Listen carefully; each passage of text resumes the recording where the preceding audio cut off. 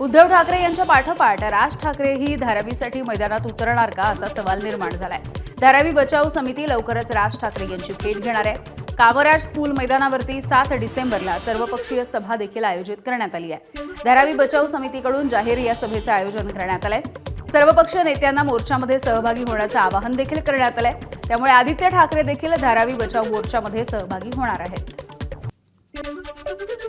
नाशिकच्या तपोवनामधील वृक्षतोडीला पर्यावरण प्रेमींचा विरोध होत असताना महानगरपालिकेनं शहरामधल्या इतर ठिकाणी वृक्ष लागवडीसाठी खड्डे खोदायला सुरुवात केली आहे। एका वृक्षाच्या बदल्यामध्ये 10 वृक्ष लावून शहरामध्ये 15,000पेक्षा अधिकची झाडं लावण्याची घोषणा कुंभमेळा मंत्री गिरीश महाजन यांनी केली आहे। यानुसार गंगापूर गाव परिसरामध्ये जेसीबीच्या सहाय्यानं खड्डे खोदले जात आहेत। मात्र झाडं लागवड करत असताना नियमांचं पालन होत नसल्याची तक्रार सध्या केली जाते। नाशिकच्या मालेगावमधल्या डोंगराळे या ठिकाणी चिमुकलीवरच्या अत्याचार आणि हत्येच्या प्रकरणामधील आरोपी विजय खैरनार याची पोलीस कोठडी आज संपली आहे। आरोपीची आजही न्यायालयामध्ये व्हिडिओ कॉन्फरन्सिंगच्या माध्यमातून सुनावणी पार पडली। आरोपी विजय खैरनार याला न्यायालयीन कोठडी देण्यात आली। आरोपीला 11 डिसेंबरपर्यंत ही न्यायालयीन कोठडी सुनावण्यात आली आहे। तर आरोपीला फाशी द्या आणि केस फास्ट ट्रॅक कोर्टामध्ये चालवा अशी मागणी नातेवाईकांनी केली आहे। नाशिकच्या पंचवटीमधल्या हिरावाडी परिसरामध्ये राहणाऱ्या देहा संतोष पवार या नवविवाहितेने 27 नोव्हेंबरला सासरच्या छळाला कंटाळून आत्महत्या केली। नेहाच्या सासरी पोलिसांनी झाडाझडती घेतलेली होती। त्यावेळेला एका भिंतीवरती बिब्बा आणि त्याला नागाच्या आकाराचा खिळा ठोकलेला पोलिसांना सापडला। याद्वारे नेहाला जादू टोण्याची भीती दाखवण्याचा प्रयत्न केला जात होता असा पोलिसांना संशय आहे। या प्रकरणी नेहाचा नवरा, सासू आणि 3 नणंदा अशा एकूण 5 जणांना पोलिसांनी अटक केली आहे। मयत नेहा पवार हिने सुसाईड नोट लिहिलेली होती, व्हॉट्सअपवर आपल्या भावाला पाठवली होती आणि त्याच्यामध्ये तिला हुंडाच्या कारणावरनं, तसेच तिला काही आजारपण होते, त्या आजारपणाच्या कारणावरनं, तसेच तिच्या चारित्र्याचा संशय घेऊन तिचे पती संतोष पवार, सासू जिजाबाई आणि तिच्या 3 नंदा या सतत तिला मानसिक छळ करत होत्या। तर गुन्ह्याच्या तपासामध्ये आतापर्यंत आपण 5 आरोपी अटक केलेले आहेत। कोल्हापूरमध्ये 7 वर्षीय चिमुकलीवरती अत्याचाराचा प्रयत्न झाला। कात्यायनी ते गिरगावच्या दरम्यानच्या रस्त्यावरची ही घटना आहे। दरम्यान या लहान मुलीनं आरडाओरडा केला, त्यामुळे मोठा अनर्थ टळलेला आहे। अत्याचाराचा प्रयत्न करणाऱ्या 28 वर्षीय आरोपी विकास कांबळे याला पोलिसांनी ताब्यात घेतलं। प्रेम प्रकरणामधून गर्भधारणा झालेल्या एका अल्पवयीन मुलीनं बाळाला जन्म देताच त्याला विहिरीमध्ये फेकून दिल्याची धक्कादायक घटना घडली आहे। गोंदियाच्या एकोडी गावामधली ही घटना आहे। पोलिसांनी अल्पवयीन मातेला ताब्यात घेतलंय। विहिरीमध्ये एका दिवसाच्या अर्भकाचा मृतदेह सापडला। धुळ्यामध्ये गुरुद्वारा प्रमुख बाबा धीरज सिंग यांच्यावरती प्राणघातक हल्ला करण्यात आलाय। धीरज सिंग हे पेपर वाचत असताना उमेश नावाच्या सेवेकऱ्यानं हा हल्ला केलाय। धीरज सिंग बाबा यांच्यासोबत आणखी एक जण या हल्ल्यामध्ये जखमी झाला।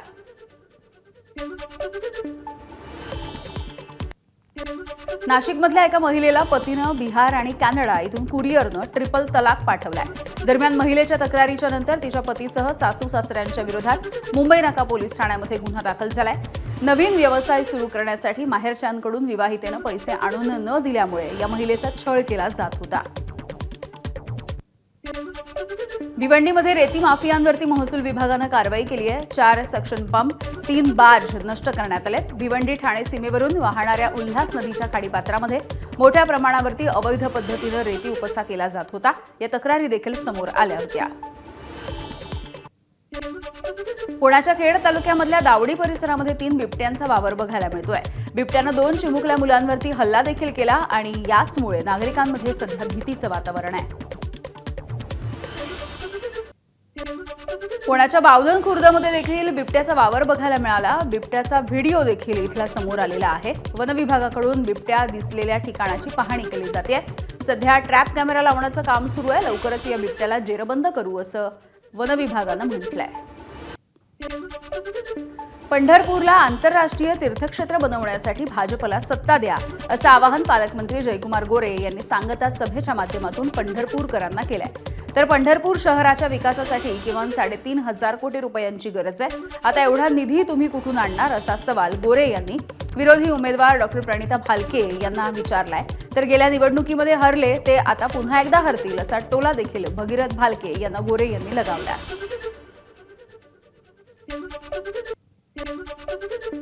या शहराच्या विकास कामासाठी जे हे शहर आंतरराष्ट्रीय दर्जाचं बनवायचा संकल्प माननीय देवेंद्र फडणवीस साहेबांनी केला आहे, त्या शहराच्या विकासासाठी किमान 3,500 कोटी रुपयाचा निधी लागणार आहे. सांगा ताई, हे 3,500 कोटी रुपये तुम्ही कुणाला मागणार आहे? हे पैसे तुम्ही कुणाकडून आणणार आहे? आजपासून संसदेच्या हिवाळी अधिवेशनाला सुरुवात झाली आहे. 19 डिसेंबरपर्यंत चालणाऱ्या या हिवाळी अधिवेशनामध्ये सरकारकडून 14 विधेयकं मंजुरीसाठी सादर केली जातील. या दरम्यान काही विधेयकांवरून विरोधक हे सरकारला घेरण्याची देखील शक्यता आहे. संसदेच्या हिवाळी अधिवेशनामध्ये आगामी वर्षात निवृत्त होणाऱ्या खासदारांना सभागृहाकडून निरोप दिला जातोय. यामध्ये महाराष्ट्रामधील शरद पवार, रामदास आठवले, प्रियंका चतुर्वेदी, धैर्यशील पाटील, भागवत कराड, रजनी पाटील आणि फौजिया खान या 7 खासदारांचा समावेश आहे. लोकसभेमध्ये आज विश्वविजेत्या भारतीय महिला क्रिकेट संघाचं अभिनंदन करण्यात आलं. गेल्या महिन्यामध्ये हरमनप्रीत कौरच्या भारतीय संघानं पहिल्यांदा वनडे विश्वविजयाला गवसणी घातली होती. तसंच अंधांचा पहिला T20 विश्वचषक जिंकणाऱ्या भारतीय महिला संघाचा तसंच विश्वविजेत्या महिला कबड्डी संघाचं देखील यावेळेला अभिनंदन करण्यात आलं आहे. आजपासून संसदेचं हिवाळी अधिवेशन सुरू झालंय आणि यावेळेला ज्येष्ठ अभिनेते आणि माजी खासदार धर्मेंद्र यांना देखील लोकसभेमध्ये आदरांजली वाहण्यात आली आहे. 24 नोव्हेंबरला धर्मेंद्र यांनी अखेरचा श्वास घेतला.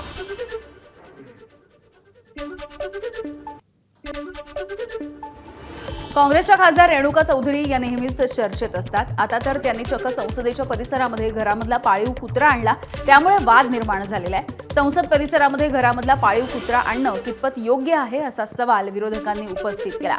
विरोधकांनी कारवाईची मागणी केल्याच्या नंतर रेणुका चौधरी यांनी उत्तर दिलंय, पाळीव कुत्रा हा कुणालाही चावत नाही, संसद परिसरामध्ये आणला तर तुम्हाला त्रास का होतोय असं देखील चौधरींनी म्हटलंय. जानवर को पसंद नहीं करते है ना सरकार. गूंगा जानवर गाड़ी में चले गए तो इनको क्या तकलीफ? काटने वाला कुत्ता दिखा क्या? इतनी सी तो है, काटने वाले और है पार्लियामेंट में, कुत्ते नहीं.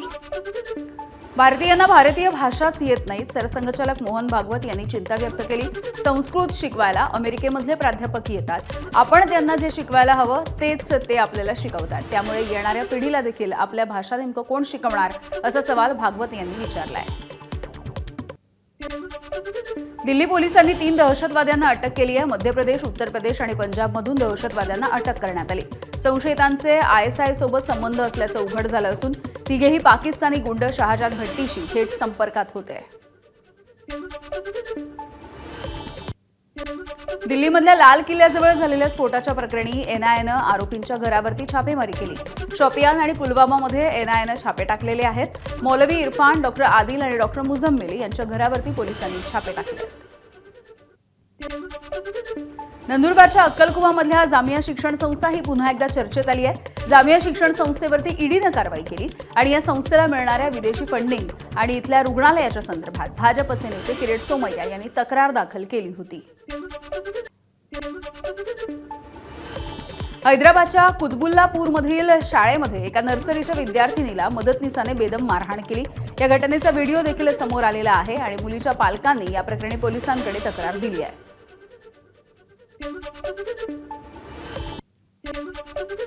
दितवा चक्रीवादळानं आतापर्यंत श्रीलंकेमधल्या 334 नागरिकांचा मृत्यू झालाय, तर 370 पेक्षा अधिक नागरिक बेपत्ता झालेले आहेत. दरम्यान श्रीलंकेमध्ये अडकलेल्या 323 भारतीयांना सुखरूपपणे योग्य ठिकाणी हलवण्यात आलेलं आहे आणि या वादळाचा भारतावरती देखील परिणाम झालेला आपण पाहिलाय. दितवा वादळामुळे तमिळनाडू आणि पॉंडिचेरीमध्ये मुसळधार पाऊस झालाय. तमिळनाडूमध्ये आतापर्यंत 3 नागरिकांचा मृत्यू झालाय, तर चेन्नई विमानतळावरून उड्डाण करणाऱ्या 47 विमानांचं उड्डाण हे रद्द झालंय. महामुंबईमध्ये मालमत्तांच्या विक्रीचा आलेख हा चढता राहिलाय. नोव्हेंबर महिन्यामध्ये गेल्या 11 महिन्यातील सर्वाधिक मालमत्ता विक्रीची नोंद झाली. नोव्हेंबर महिन्यामध्ये तब्बल 12,299 घरांची विक्री झाली आहे. तमिळनाडूच्या शिवगंगामध्ये 2 सरकारी बसेसची समोरासमोर धडक झाली आणि यामध्ये 11 जणांचा मृत्यू झालाय. तर 20 पेक्षा अधिक जण जखमी झालेले आहेत. या अपघातामध्ये 8 महिला, 2 पुरुष आणि एका बालकाचा जागीच मृत्यू झाला. तर मृतांची संख्या आणखी वाढण्याची भीती सुद्धा व्यक्त होती आहे. अमेरिकेच्या इंडियाना परिसरामध्ये जोरदार बर्फवृष्टी सुरू आहे. बर्फामुळे 100 पेक्षा अधिक गाड्या या एकमेकांवरती आदळल्या. अनेक गाड्या या एकावरती एक अशा स्थितीमध्ये देखील दिसत आहेत. वरून जोरदार बर्फवृष्टी सुरू असताना आता अशा परिस्थितीमध्ये प्रशासनाकडून रेस्क्यू ऑपरेशन सुरू आहे. झिरोदाचे सहसंस्थापक निखिल कामथे यांच्या पॉडकास्टमध्ये एलॉन मस्क यांनी महत्त्वाचं विधान केलंय. भारतीय इंजिनियर, शास्त्रज्ञ आणि उद्योजकांनी अमेरिकेच्या तंत्रज्ञान आणि व्यवसायाच्या वाढीमध्ये महत्त्वाची भूमिका बजावली. भारतीयांमुळे अमेरिकेचा खूप मोठा फायदा झाला, असंही विधान एलॉन मस्क यांनी केलंय. अफगाण नागरिकांवरती अमेरिकेमध्ये बंदी घालण्यात आली. मागच्या आठवड्यामध्ये अमेरिकेमधल्या नॅशनल गार्ड जवानांवरती एका अफगाण निर्वासितानं गोळीबार केला होता आणि यानंतर ट्रम्प प्रशासनानं अफगाण पासपोर्टवरती अमेरिकेमध्ये येणाऱ्या सगळ्यांवरतीच बंदी घातली आहे. ज्यांच्याकडे अफगाण पासपोर्ट आहे आणि अमेरिकेचा व्हिसा आहे अशांवरती ही बंदी घालण्यात आलेली आहे. युक्रेननं 2 रशियन तेल टँकरवरती हल्ला केलाय. समुद्राच्या मध्यभागी रशियन तेल टँकरला लागलेल्या आगीचा व्हिडिओ देखील आता समोर आला.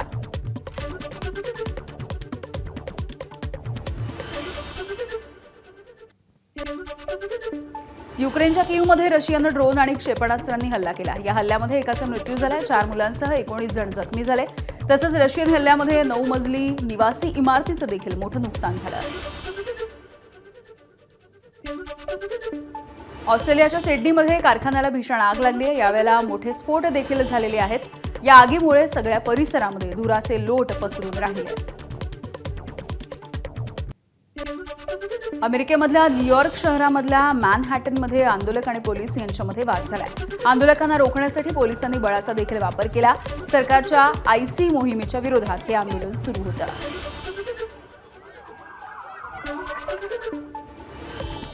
अमेरिकेच्या इंडियाना परिसरामध्ये जोरदार बर्फवृष्टी सुरू आहे. या बर्फामुळे 100 पेक्षा अधिक गाड्या या एकमेकांवरती आदळल्या आणि अनेक गाड्या अशा स्थितीमध्ये आपण बघतोय. जोरदार बर्फवृष्टी सुरू असताना आता रेस्क्यू ऑपरेशन देखील सुरू आहे.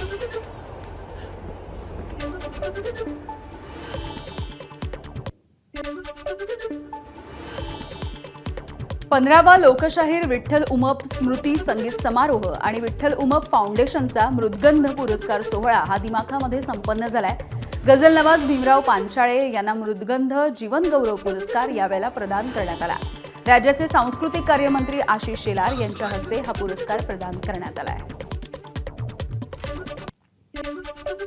लोकप्रिय दाक्षिणात्य अभिनेत्री समंथा रूथ प्रभू दुसऱ्या वेळेला लग्नबंधनात अडकलेली आहे. समंथाने द फॅमिली मॅनचा दिग्दर्शक राज निधी मोरू याच्यासोबत लग्न केलेलं आहे. ईशा योग केंद्रामधील लिंगभैरवी मंदिरामध्ये एका अत्यंत खासगी समारंभामध्ये दोघांनी हे लग्न केलंय. समंथाने लग्नाचे फोटो पोस्ट केलेत. समंथा 4 वर्षांपूर्वी नागा चैतन्यपासून विभक्त झाली आहे.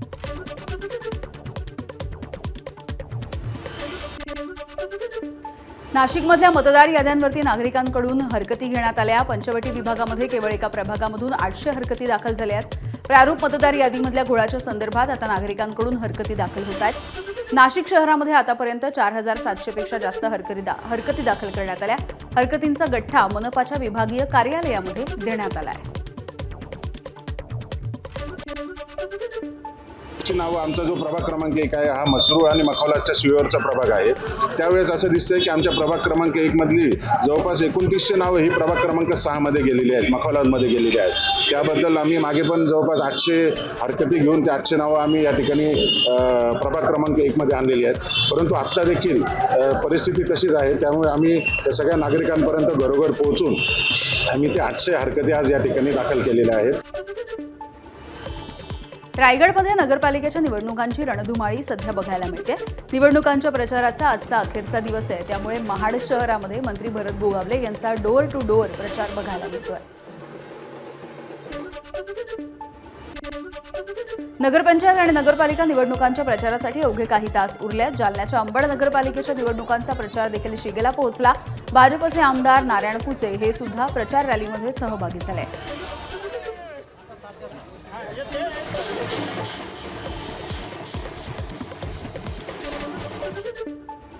कोल्हापूरच्या कागलमध्ये ठाकरेंच्या शिवसेनेच्या उमेदवारानं मंडलिकांच्या गटाला पाठिंबा दिला. शारदा नगराळे यांनी मतदानाच्या 48 तासांपूर्वी युगंधरा घाटगे यांना पाठिंबा दिला. मुश्रीफ घाटगे युतीच्या नंतर कागलमधील राजकीय समीकरणामध्ये काहीसा बदल झालाय. नगराध्यक्षपदाचे दोन्ही उमेदवार एकत्र आल्यामुळे कागलमध्ये खळबळ उडाली आहे. मेळघाटच्या धारणी नगरपंचायतीच्या सार्वत्रिक निवडणुकांसाठी भाजप आमदार केवळराम काळे, माजी आमदार बच्चू कडू आणि माजी आमदार राजकुमार पटेल यांची प्रतिष्ठा पणाला लागली आहे. या ठिकाणी भाजपकडून सुनील चोथमल यांना, काँग्रेसकडून राजकिशोर मालविया यांना तर बच्चू कडू यांच्या प्रहार पक्षाकडून मोहम्मद रफिक मोहम्मद युसुफ या मुस्लिम उमेदवाराला नगराध्यक्षपदासाठी तिकीट देण्यात आलं आहे.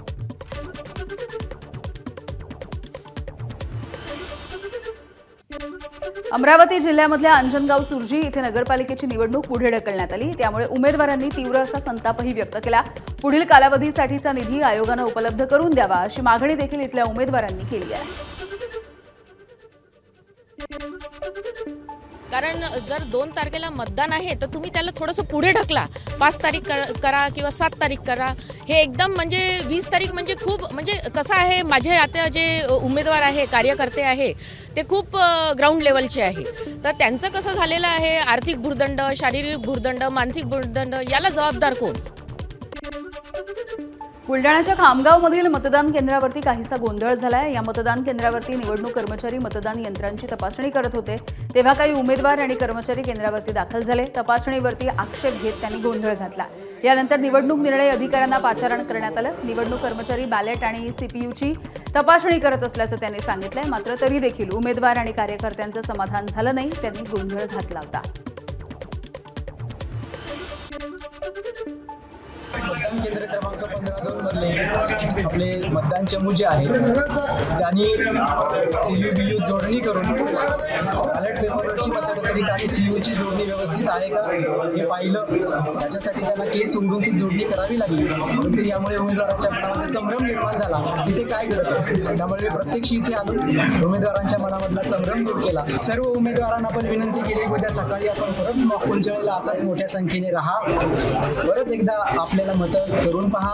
आपल्या समोर 0 होईल आणि त्यानंतर मतदान सुरू होईल. सांगलीच्या जतमधले अजित पवार यांच्या राष्ट्रवादीचे नगराध्यक्ष पदाचे उमेदवार सुरेश शिंदे यांच्या घरावरती रात्री दगडफेक करण्यात आली. भाजपच्या काही लोकांनी ही दगडफेक केल्याचा आरोप माजी आमदार विलासराव जगताप यांनी केला आहे.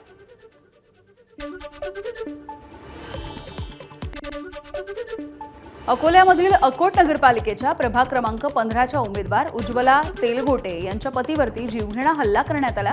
3 जणांकडून करण्यात आलेल्या हल्ल्यामध्ये राजेश तेलगोटे हे जखमी झाले. या हल्ल्यामध्ये त्यांच्या डोक्याला गंभीर अशी दुखापत झाली आहे. त्यांच्यावरती अकोट इथल्या ग्रामीण रुग्णालयामध्ये उपचार सुरू आहेत. दरम्यान या प्रकरणी अकोट शहर पोलिसांमध्ये गुन्हा दाखल करण्याची प्रक्रिया सुरू आहे. उज्ज्वला तेलगोटे या MIMच्या नगरसेवक पदाच्या उमेदवार आहेत.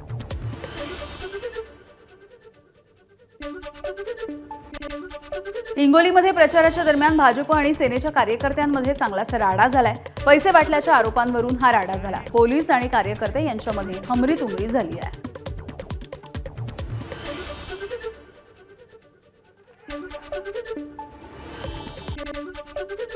नागपूर जिल्ह्यामध्ये नगर परिषदा आणि नगरपंचायतीच्या निवडणुकांसाठी पोलिंग पार्टी मतदान केंद्राकडे रवाना झाले. नागपूर जिल्ह्यामध्ये 853 मतदार केंद्रांवरती उद्या मतदान होणार आहे. चोख पोलीस सुरक्षेमध्ये EVMसह मतदानाचं साहित्य केंद्राकडे रवाना करण्यात येतं आहे. नागपूर जिल्ह्यामध्ये 15 नगर परिषदा आणि 12 नगरपंचायतींमध्ये हे मतदान होईल. चंद्रपूर जिल्ह्यामध्ये उद्या होणाऱ्या स्थानिक स्वराज्य संस्थांच्या निवडणुकीसाठी उद्या मतदान पार पडणार आहे. नगरपालिका एका नगरपंचायतीसाठी प्रशासन आता सज्ज झालेलं आहे.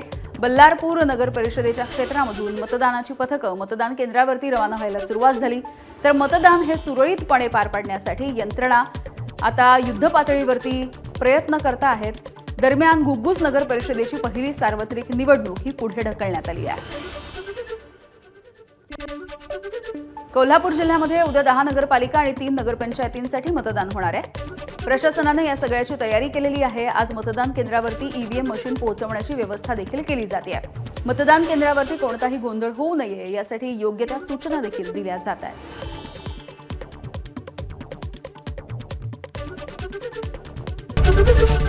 ABP माझा, उघडा डोळे बघा नीट.